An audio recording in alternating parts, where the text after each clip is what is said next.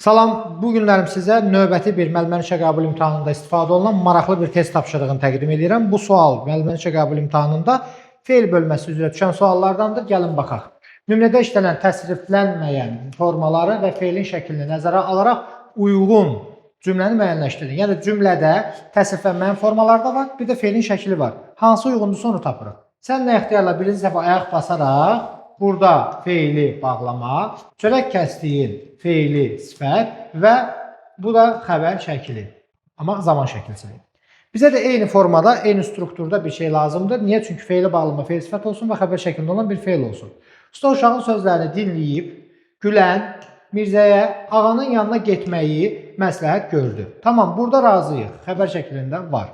Amma fe'li bağlamada və fe'l sifət də var, üstəgəl məsdər də var. Bu bizə lazım deyil. Bizə bu necədirsə elə bir cümlə lazımdır. Çalışın ki, bu yola girəndən sonra dönməli olduqlarını heç birini bilməsin. Girəndən sonra burada fe'li sifət var. Deyə bilərsiniz, niyə fe'li bağlama deyil? Çünki qoşma ilə işlənir. Dönməli, bu da nəyə aiddir? Fe'li sifətdir. Dönməli olduqlarını, yəni fe'li sifətə nümunədir. Bilməsin. Bilməsin sözü hansındadır? Əmr şəklindədir. Ödəyirmi? Ödəmir. Uşaqlar gecəni burada qalıb, səhər yola düşəndən sonra fe'li sifətdir. Mirzə Usta Zeynalı Şama dəvət etməli idi. Malı-məli işlənib. Bu da bizə lazımdır. Çünki bizə xəbər şəkli lazımdır. Görəsən Azər mahnı oxuya-oxuya getdiyi dağları hələ də xatırlayırmı? Görürsünüz, burada xəbər şəkli var.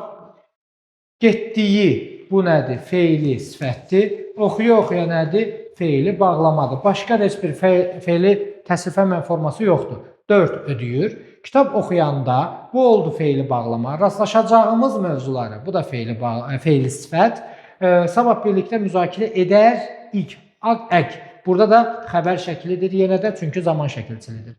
Demək ki, fe'li bağlama və fe'li sifət. 4-5 doğru cavabımız C variantı oldu. Belə bir sual, qəbul sualı olubdur və ümid edirəm ki, hər biriniz doğru yazdınız. Sağ olun.